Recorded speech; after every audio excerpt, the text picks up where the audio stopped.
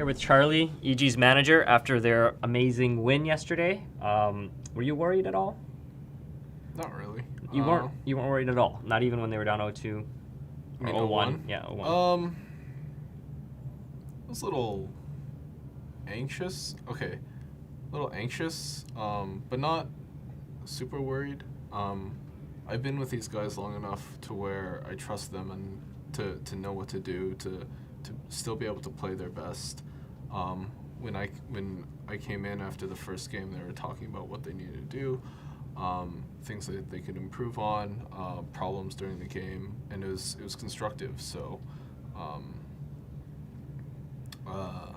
not really ever too worried about how they're gonna do.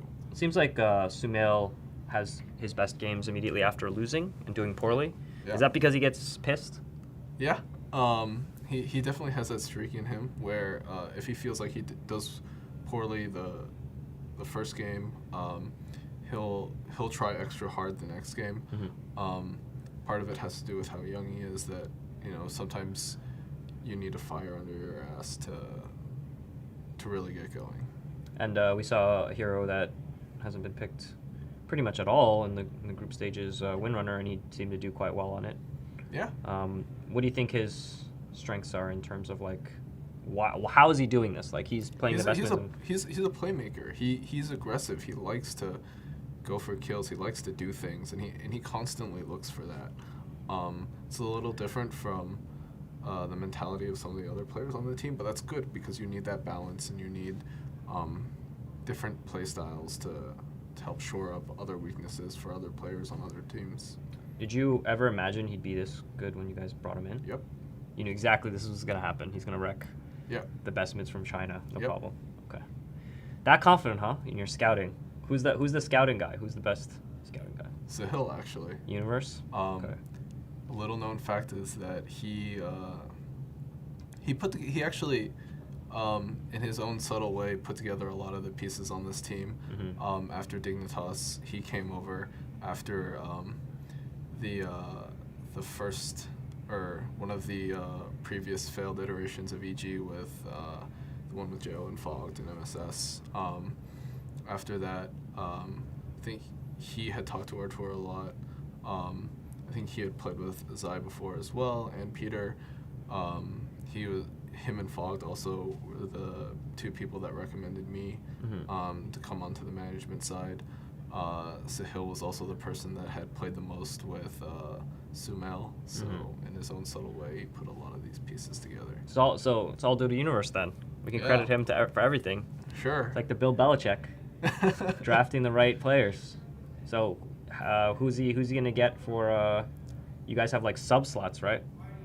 Yeah, Is he gonna pick up some? I honestly, I think we all feel a little weird about that because I'm available.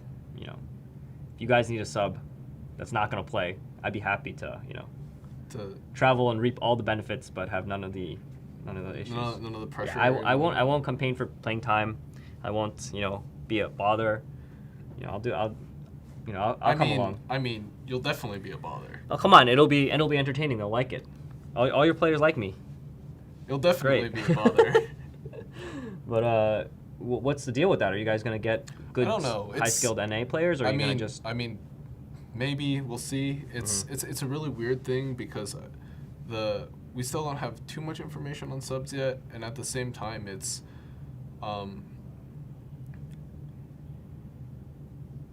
I don't know if this is the right way to do subs, if you can do subs at all, because Dota is each role is so specified. If somebody subs out or whatever, there's no guarantee that sub is going to be the right fit. And at the same time, my job is to make sure that we never actually need subs.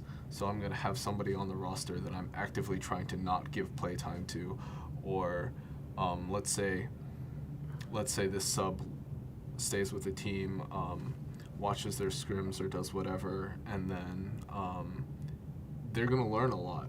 And then they might want to go off and form a new team, form their own thing, try it for themselves. Yeah. And then that just creates competition for the team, and it sort of, in some ways, leaks how we talk, how we compete, how you play, like the drafts, all that stuff. Right. Okay. So that makes sense. There's a lot of things about having a sub this way that's a little counterproductive.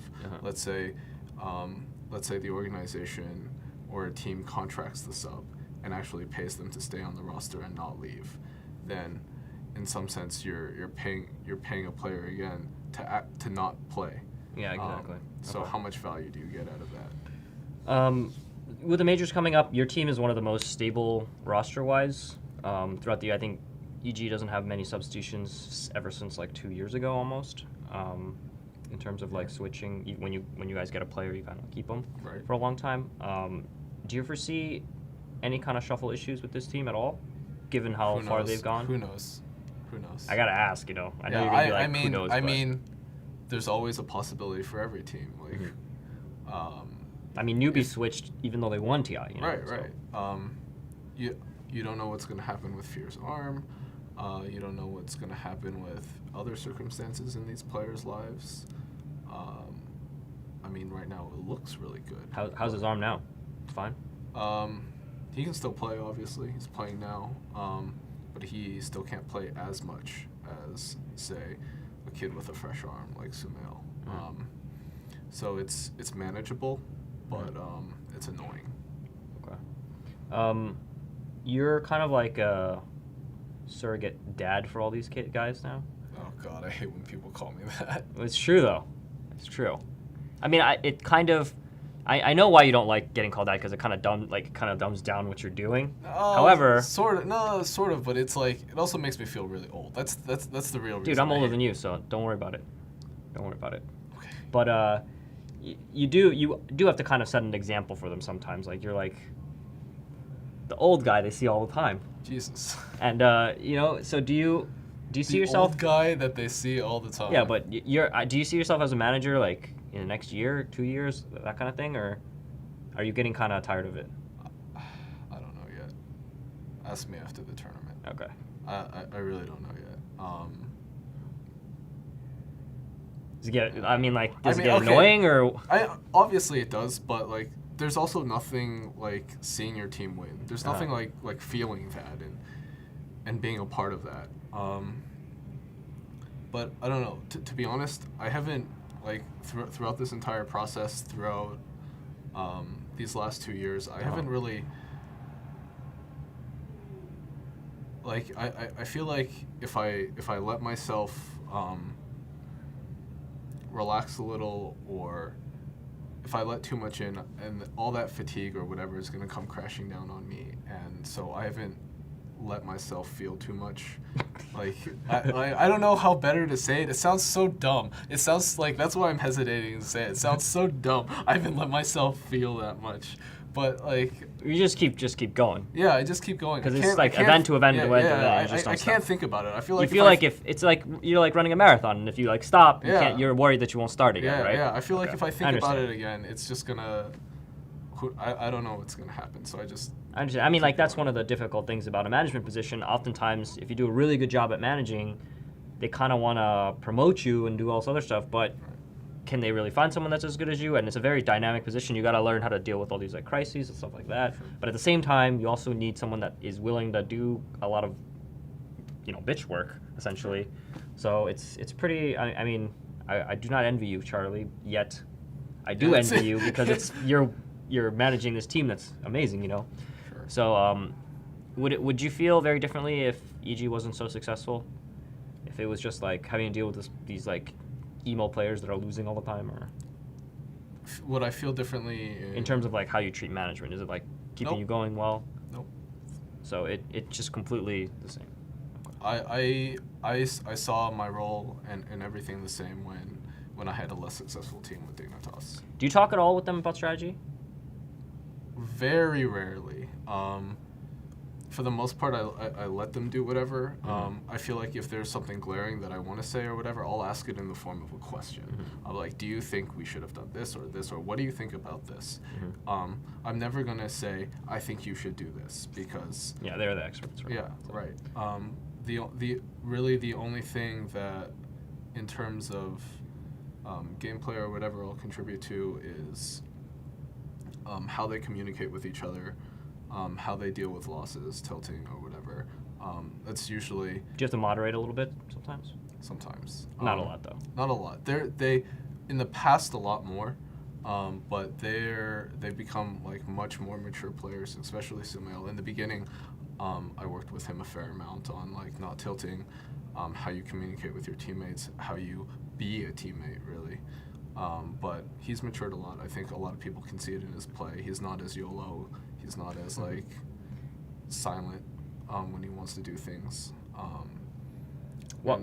So in that same vein, why do you think you guys are why do you think you guys match up so well against Chinese teams in this tournament? Because I feel like it seems like you guys are better against them than Western teams. Yeah, like Secret or like Complexity. Like I think like that series, even though I think without giving too much away, I think the Chinese teams play in a way that's very easy for us to understand.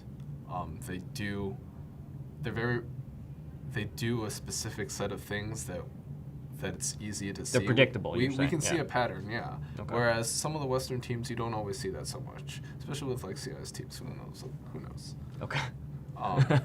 And then I guess Secret's an exception because we play them so much. We play each other so much. It's they know us and we know them. Mm-hmm. So that begs the question: do you want to see Secret make it to the final? Let's say if you guys make it to the final. Okay. So I guess there are two parts to this. Mm-hmm. On one hand, I think if we won this tournament without playing Secret and without beating them, it wouldn't feel as satisfying as if we did. On the other hand, they are a strong team. Naturally, and they're better against you guys. It seems. Right. And naturally, you want the best path to the championship. Easiest path. Right. Yeah. So it's twofold. I'm conflicted about it. At the same time, we're not scared. We have to beat every team to win this anyways. So. Okay. All right. Well, do you have any last words? Anything you want to say? Give me a call out after. Oh God, I hate when you do this. Yeah. Well, you have to do it. As far as last words, it's really I met a lot of really great people coming out here. I think the best part about these events, other than the winning of the competition, but for me, my favorite part is really just meeting everybody. It's like a reunion. You see so many people that you haven't seen the entire year, so many people that you've really gotten to know and care about, and so that's always really special. Mm-hmm. And shout out to all the fans that really came out. None of this really means as much if you don't have someone to share it with. Yeah. None of the wins, none of this is really anything without people that care about it. As far as call-outs go, God. I mean, I don't want to do the easy thing and call out Gerg or something. Or Conrad. I don't really have any call-outs. Okay. Fine. I mean, I already did this, but call out to our tour and his stupid yellow shorts. Like he spent like a stupid amount of money on it's like Drake or Kanye, some stupid rappers like $200 shorts, yeah. Apparel, or it's not even the Kanye shorts. Kanye sold $120 t-shirts. White yeah, t-shirt, it's just white t-shirts. No, he bought like these bicycle stupid yellow shorts and like this hoodie thing. He looks like a dumb banana. Yeah. He could have spent that money better. Yeah. I mean, he has a lot of money that he doesn't know what to do with. He's just like, I don't know. Okay. He runs around the hotel going wah wah at night. Okay. Yeah. All right. Okay. That's they're still alive though, so maybe he'll call you out when maybe they get to the final if they win. Maybe. All right. Well, thanks. Your shorts are stupid, Artur. Should not wear those shorts. Got it. Not in public, not in private either. A real call out. Thank you for that. Okay. Thanks, and good luck. Thanks.